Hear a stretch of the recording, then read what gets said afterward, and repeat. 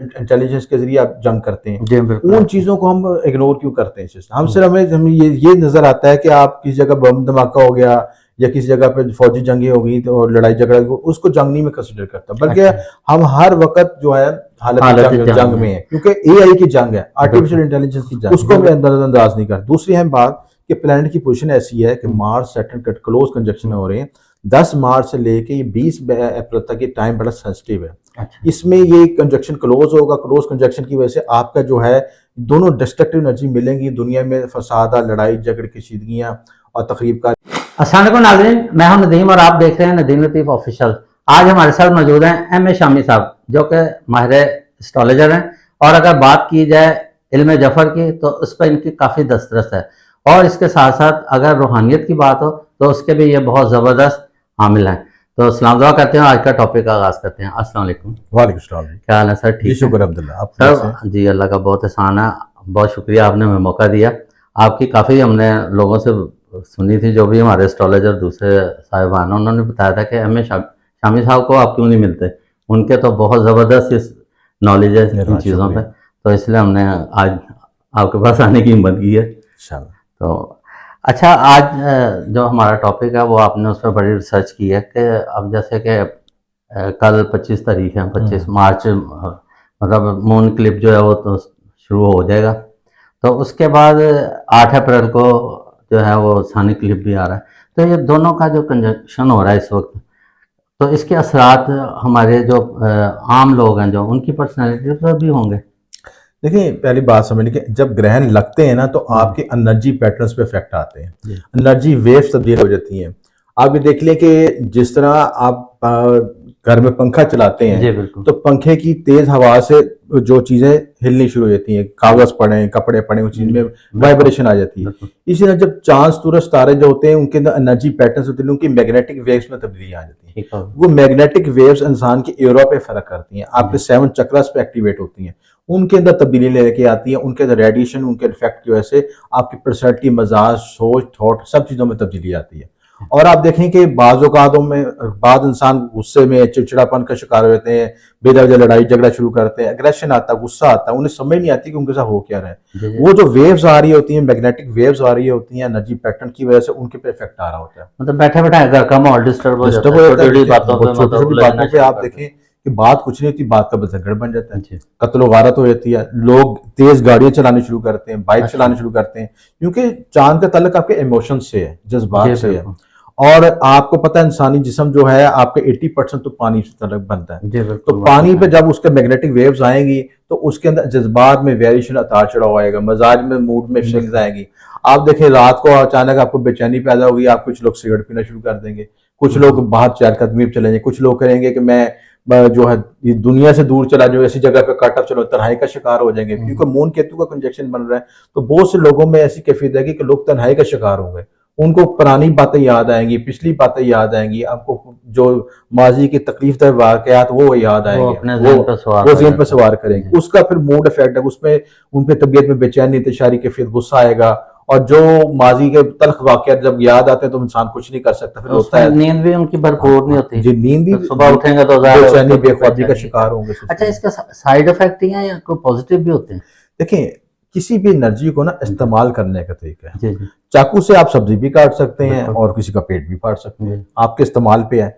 इस एनर्जी का सबसे बेहतरीन इस्तेमाल है कि आप खुदा के साथ रजू करें, बिल्कुल, मेडिटेशन करें। देखिए, ज़बरदस्त। तन्हाई ये जो है ना, मैं लोग कुछ लोग कहते हैं कि तन्हाई में नहीं रहना चाहिए। जी, मैं इतने अरसा तजर्बा जिंदगी गुजर की, रूहानियत, वज़ाइफ हम याद करते हैं, जी, माशा तन्हाई से बेहतर कोई चीज़ है ही नहीं। ज़बरदस्त।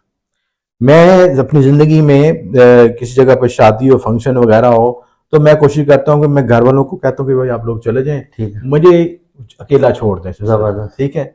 मैं कब्रिस्तानों में चला जाता हूँ, वीरान जगहों पे चला जाता हूँ, अंदरीन जगहों पे चला जाता हूँ।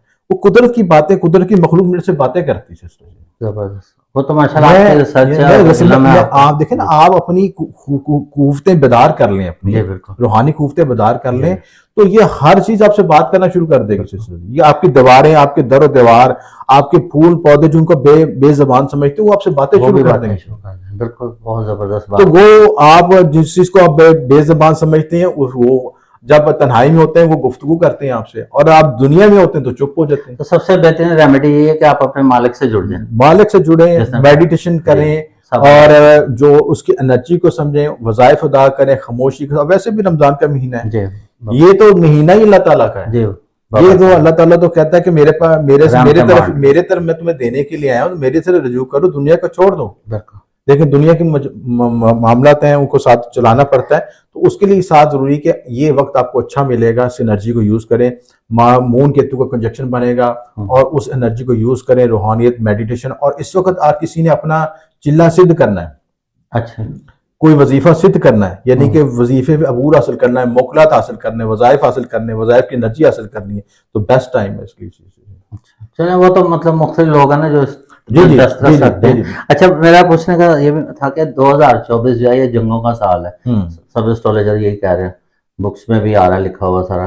तो ये 2024 इसका ये जो इनका देखें मून क्लिप और सन क्लिप भी आ रहा है, और ये तकरीबन 2.5 महीने इसका अरसा चलेगा। तो क्या उसके बाद कोई हालात बेहतरी की तरफ आते नजर आ रहे हैं? देखिए, मैं एक्चुअली बात करूँ, दुनिया में जंगों की नौयत चेंज हो गई। एक पहले first world, second world, third war आई, उसमें वेपन्स का जंग होता था। बिल्कुल ऐसा। आजकल दौर है फिफ्थ जनरेशन का, जी जिसके जरिए मीडिया कम्युनिकेशन के जंग होते हैं, जी ठीक है, बिल्कुल। गलत अफवाहों के जरिए, डिस इन्फॉर्मेशन के जरिए जंग होती है, लोगों के ज़हन बदले जाते हैं, ये जो आर्टिफिशियल इंटेलिजेंस के जरिए आप जंग करते हैं, जी बिल्कुल। उन चीज़ों को हम इग्नोर क्यों करते हैं? हम सिर्फ हमें ये नजर आता है कि आप किसी जगह बम धमाका हो गया, या किसी जगह पे फौजी जंगी हो गई तो और लड़ाई झगड़ा, उसको जंग नहीं में कंसिडर करता, बल्कि हम हर वक्त जो है हालत जंग में है, क्योंकि एआई की जंग है, आर्टिफिशियल इंटेलिजेंस की जंग जी है, बिल्कुल। उसको हमें नजरअंदाज नहीं कर। दूसरी अहम बात कि प्लैनेट की पोजीशन ऐसी है कि मार्स सैटर्न का क्लोज कंजक्शन हो रहे हैं। 10 मार्च से लेके ये 20 अप्रैल तक ये टाइम बड़ा सेंसिटिव है। अच्छा इसमें ये कंजक्शन क्लोज होगा, क्लोज कंजक्शन की वजह से आपका जो है दोनों डिस्ट्रक्टिव एनर्जी मिलेंगी दुनिया में, फसादा, लड़ाई झगड़े, कशीदगियाँ और तखरीबकारी के अमकान, जैसे मॉस्को में हुआ, अब यूरोप में भी होगा, या हुकूमत और अवाम के दर टकराव, आपके नस्ली फसादात, ऐसी चीजें मुख्तलिफ जगहों पे आपको मुख्तलिफ वाक़े नजर आते हैं। मास्को में भी अंधाधुंध फायरिंग की है, ये ऐसे वाक़े होते रहेंगे, ऐसे वाक़े। तो इसकी इंटेंसिटी जो है ये मतलब 2.5 महीने रहेगी या और आगे भी इसका मतलब नहीं, जब ये effect चलता सैटर्न यहाँ से मार्स गुजर जाएगा ना, जी जी सैटर्न ने तो 2025 तक यहाँ रहना है, मार्स नहीं यहाँ से गुजरना। जब क्लोज कंजक्शन से गुजर जाएगा, उनकी डिग्री क्लोज से गुजर जाएगा, उसके बाद उसमें आस्ता शिद्दत में कमी आनी शुरू आती है। जैसे एक सूरज अपने पूरा लेवल पर हाँ, आता है, उसके बाद ऐसे शाम होती है तो बिल्कुल उसके कम आता जाता है। बिल्कुल ठीक है। अच्छा, कौन कौन से ममालिक हैं जो मतलब, क्योंकि पाकिस्तान में तो नजर नहीं आ रहा, तो जहाँ ये नजर आ रहा है वहाँ पे इनके क्या मतलब असरात होंगे? देखें, पाकिस्तान में जो ग्रहण जब नजर नहीं आता, वहां पे उसकी इंटेंसिटी है 25 से 30% होती है सिस्टर जी। अच्छा और जब एक और इम्पोर्टेंट बात बता दूं कि जिनके जायचों में उस डिग्री पे ग्रहण लग रहा हो, तो उनको सबसे ज्यादा मुतासर होते हैं। अच्छा हर शख्स मुतासर नहीं होता। ठीक है। देखें, अगर आपके जायचे पे 20 डिग्री पे सूरज बैठा है और उसी डिग्री पे आपका ग्रहण लग रहा है, तो सबसे ज्यादा मुतासर आप होंगे, ठीक है, आप वो आपका जोड़ी, क्योंकि उस डिग्री पे क्लोज कंजक्शन बन रहा है। लेकिन दूसरी डिग्री वाले इतने ज्यादा शिद्दत महसूस नहीं कर सकेंगे।